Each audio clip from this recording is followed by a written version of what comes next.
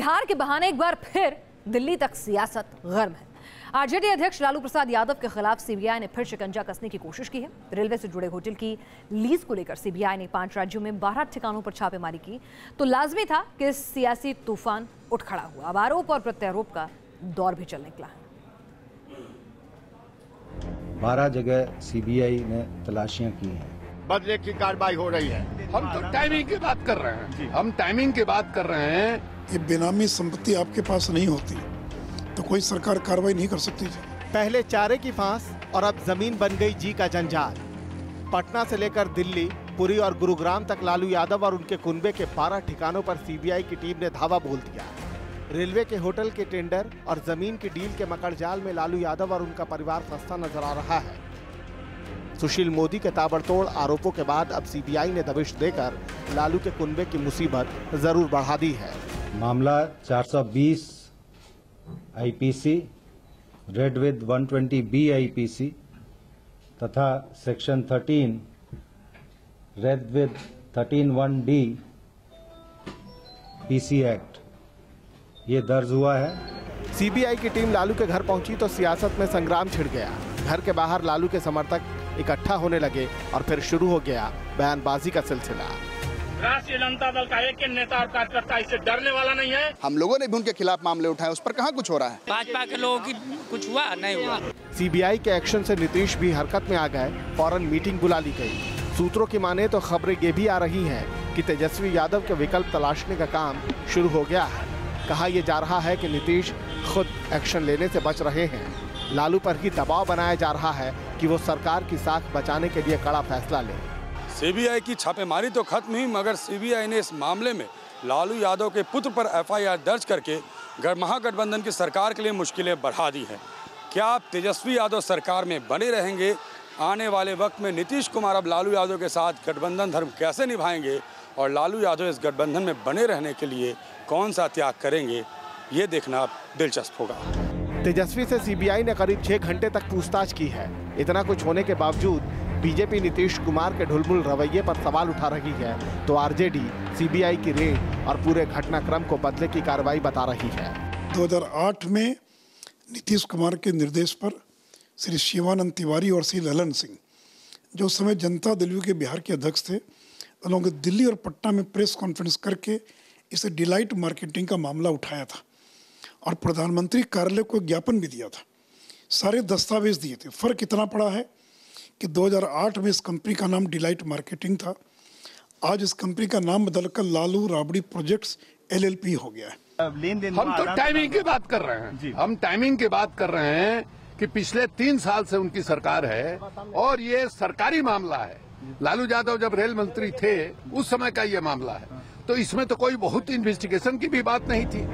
बिहार में आरजेडी और जेडीयू गठबंधन को लेकर सवाल तो पिछले कई दिनों से उठे हैं, लेकिन सीबीआई की रेड के बाद ये साझेदारी बेहद नाजुक दौर में जा पहुंची है। नीतीश के सामने दोहरी मुसीबत है। वो तेजस्वी को कैबिनेट में बनाए रखकर अपनी छवि दांव पर लगाना भी नहीं चाहते और दूसरी तरफ एक्शन कर गठबंधन तोड़ने का ठीकरा भी अपने सिर नहीं फोड़ना चाहते। कुल मिलाकर गेंद अब लालू के पाले में ही है। पटना से रजनीश सिन्हा और दिल्ली से सैयद आमिर हुसैन के साथ रुमानुल्लाह Khan, news nation, Delhi.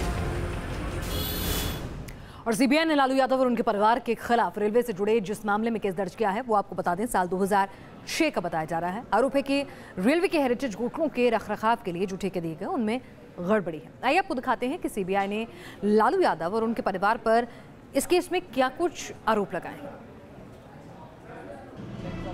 Railway के होटल के बदले जमीन के जिस मकड़जाल में लालू यादव घिरते जा रहे हैं उसमें कई किरदार हैं।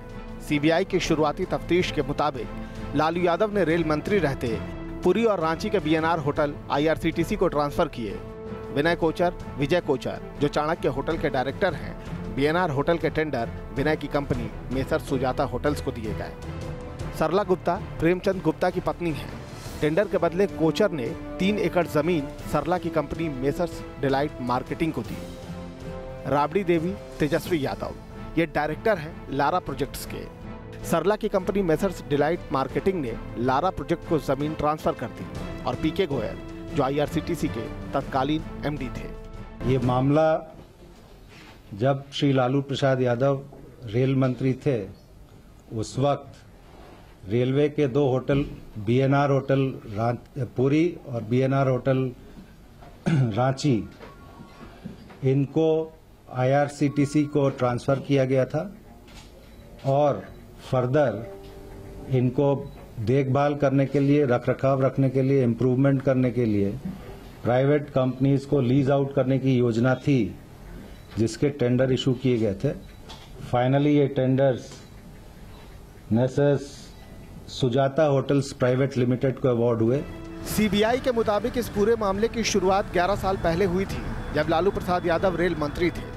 तब रेलवे के 2 हेरिटेज बीएनआर होटलों को आईआरसीटीसी को सौंपा गया। बाद में आईआरसीटीसी के इन होटलों के रखरखाव का टेंडर निकाला गया, जो सुजाता होटल्स को मिला। सुजाता होटल्स के मालिक की ओर से इसके एवज में सरला गुप्ता की कंपनी मैसर्स डिलाइट मार्केटिंग को जमीन दी गई और फिर सरला गुप्ता की कंपनी मार्केटिंग डिलाइट्स ने ये जमीन 2010 से 2014 के बीच लालू के परिवार की कंपनी लारा प्रोजेक्ट्स को ट्रांसफर कर दी। 31 मई 2004 को मैं रेल मंत्री था। उसके पहले ये सब हैंड ओवर हो चुका था। एनडीए की सरकार थी, चुप करिए ना। अटल बिहारी जी वाजपेयी प्रधानमंत्री थे। थोड़ा बीच में ये सारा चीज हैंड ओवर कर दिया गया था सीटीसी को, रेलवे मंत्री को, उसमें कुछ करना नहीं था। सीबीआई का कहना है कि इस पूरे मामले में कई चरणों पर गड़बड़ी का शक है। आरोप है कि बाद में रांची के बीएनआर होटल को पटना के होटल चाणक्य के संचालक हर्ष कोचर को 60 साल के लिए लीज पर दे दिया गया। सीबीआई की टीम ने घंटों तक पूछताछ की और दस्तावेज खंगाले। इसके बाद उसने बाकायदा लालू के कुनबे के अहम किरदारों के खिलाफ एफआईआर दर्ज कर ली। राबड़ी देवी से 8 घंटे तक पूछताछ हुई, फिर लालू और राबड़ी पर एफआईआर दर्ज की गई। बिहार के डिप्टी सीएम तेजस्वी यादव पर भी एफआईआर दर्ज हो गई है।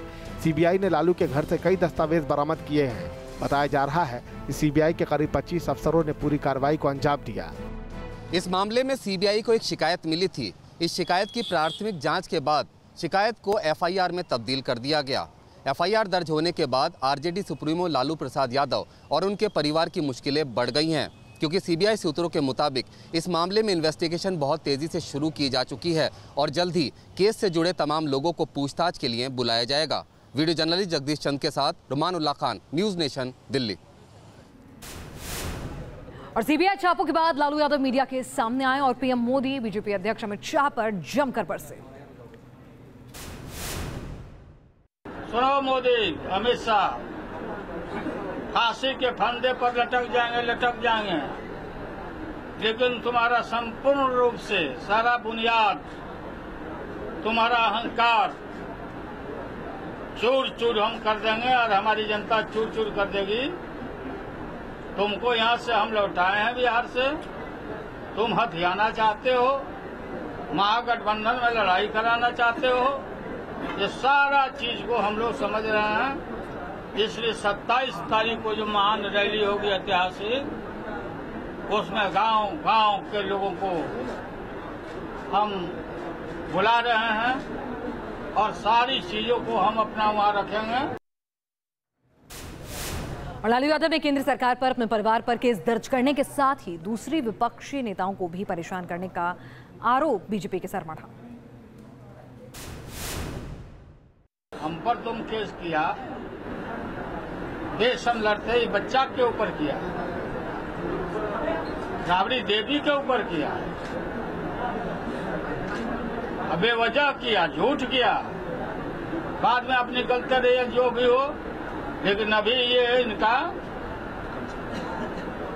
काम में अपना ही आगे बढ़ के काम कर रहे हैं। जितने भी ये ममता दीदी हो, मायावती जी हो, अखिलेश हो, केजरीवाल जी हो, शरद पवार जी हो, इस सबके ऊपर ये हाथ लगा रहे हैं। तो लालू जमकर केंद्र सरकार पर, बीजेपी पर निशाना साध रहे हैं, लेकिन इस सबके बीच अगर कोई मुश्किलों में है तो वो है नीतीश। उनके लिए एक अजीब धर्म संकट की स्थिति है।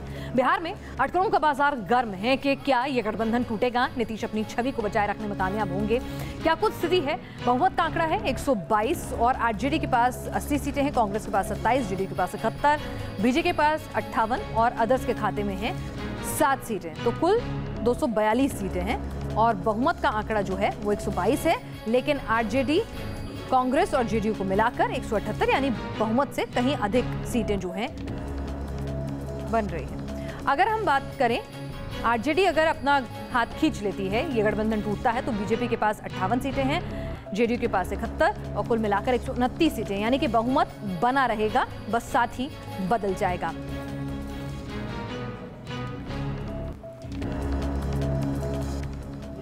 और पश्चिम बंगाल के बशीरहाट इलाके में इस वक्त तनाव बना हुआ है। बशीरहाट इलाका जल रहा है। पूरे इलाके में अर्धसैनिक बलों के जवान गश्त कर रहे हैं, लेकिन दो समुदायों में हो रही हिंसा पर सियासत भी गरमा चुकी है। बशीरहाट जा रहे कई विपक्षी नेताओं को पुलिस ने एहतियातन गिरफ्तार कर लिया है। हिंदुस्तान की धरती पर पाकिस्तान का झंडा लिए ये लोग कौन हैं? डंडे और हथियार लेकर खौफ पैदा करती भीड़ का आखिर मकसद क्या है?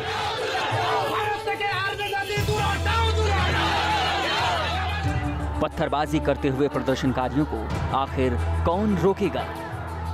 हंगामे और देश विरोधी प्रदर्शन की ये तस्वीरें पश्चिम बंगाल के उत्तरी 24 परगना जिले की हैं। यहाँ के बसीरहाट इलाके में खौफ पसरा हुआ है। सड़कों पर सिर्फ अर्धसैनिक बलों के जवान दिखाई दे रहे हैं। उन्मादी भीड़ को काबू में करने के लिए पश्चिम बंगाल की पुलिस और अर्धसैनिक बलों के जवान मोर्चे पर डटे हुए हैं। उपद्रवी लोगों पर बल का भी इस्तेमाल किया जा रहा है। आंसू गैस के गोले छोड़े गए, लेकिन हालात काबू में आता हुआ दिखाई नहीं दे रहा।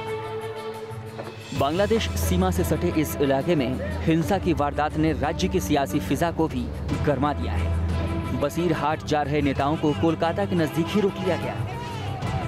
बसीरहाट जा रहे कांग्रेस, लेफ्ट और बीजेपी के डेलीगेशन को पहले ही रोक लिया। कई नेताओं को हिरासत में भी ले लिया गया।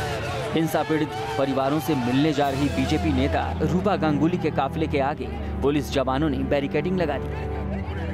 उत्तर 24 परगना में हिंसक घटनाओं के बाद आज विरोधी राजनीतिक पार्टियां घटनास्थल में पहुंचने की कोशिश कर रही हैं, लेकिन जगह जगह उन्हें रोक दिया जा रहा है। ये भारतीय जनता पार्टी की टीम है और बिल्कुल उनके गाड़ी के सामने आप देख सकते हैं कि किस तरह से पश्चिम बंगाल पुलिस के लोग खड़े हैं। गाड़ियों को रोक दिया गया है।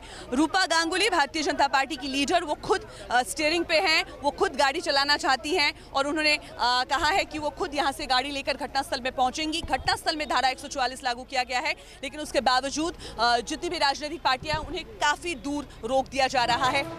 पुलिसिया कार्रवाई से नाराज रूपा गांगुली ने ममता सरकार पर वार किया। इतनी सारे गाड़ी छोड़े कहां से 140 धारा आ सकता है? ये जो बस जा रहे कहां से आ सकता है? क्यों रोका जा रहा है आप लोगों को? यही तो सवाल हम उनको कर रहे हैं। हम उनके जैसा नहीं है कि गाड़ी उनके ऊपर चढ़ा सकता है, लेकिन हमसे ये पूछ रहे हैं। उधर बसीरहाट में अर्धसैनिक बलों के जवान फ्लैग मार्च कर रहे हैं। लोगों से अपने घरों में रहने को कहा जा रहा है। पूरे इलाके में धारा 144 लगा दी गई है और इसके साथ ही इंटरनेट सेवा पर बैन लगा दिया गया है। कोलकाता से देवजानी चौबे के साथ टीम न्यूज नेशन।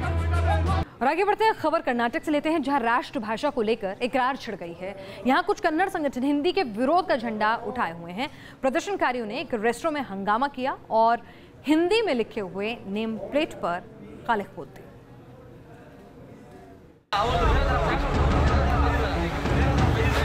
हिंदुस्तान में राष्ट्रभाषा हिंदी का विरोध। बेंगलोर में रेस्टोरेंट के नेम प्लेट पर पोती कालिख।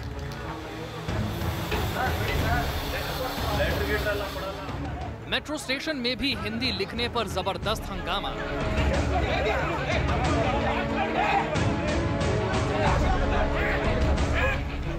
देश की राष्ट्रभाषा हिंदी है, लेकिन हिंदुस्तान के एक राज्य में हिंदी को लेकर संग्राम छिड़ा हुआ है। कर्नाटक में अब हिंदी को लेकर नए सिरे से विरोध शुरू हो चुका है।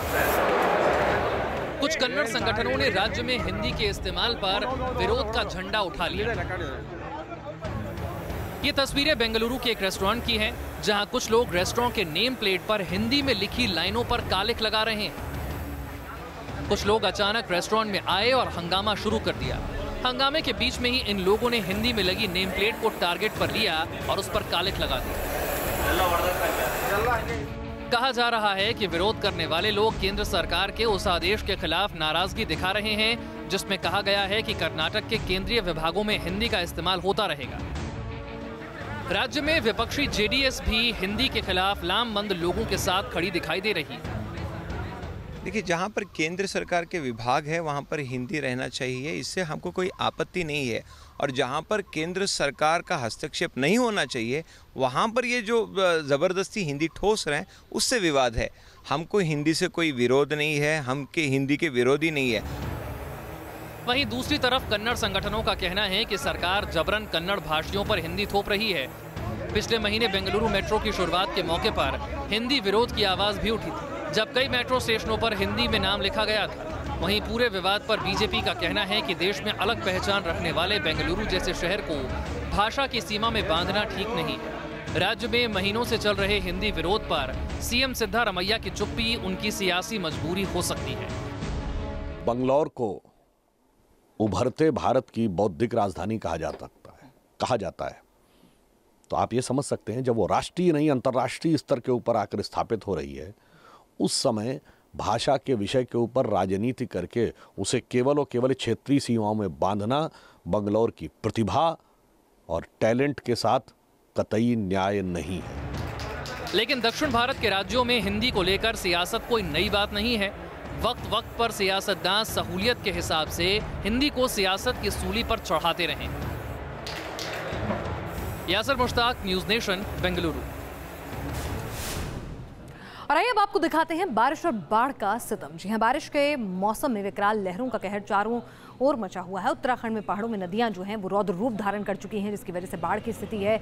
कई जगहों पर लैंडस्लाइड हो रहा है। तो दूसरी तरफ शहरी इलाकों की बात करें तो वहाँ मानसून जो है वो सरकारी दावों की कलाई खोलता हुआ नजर आ रहा है। प्रशासन की दावों की धज्जियां उड़ा रहा है। कोलकाता में तेज बारिश के बीच लोगों की मुसीबतें बढ़ी हुई हैं। ये हल्द्वानी की तस्वीरें आप देख रहे हैं, किस तरह से गौला नदी विकराल बन चुकी है। ये नदी के पास मौजूद पत्थर के टीले पर लोग बैठे हुए हैं।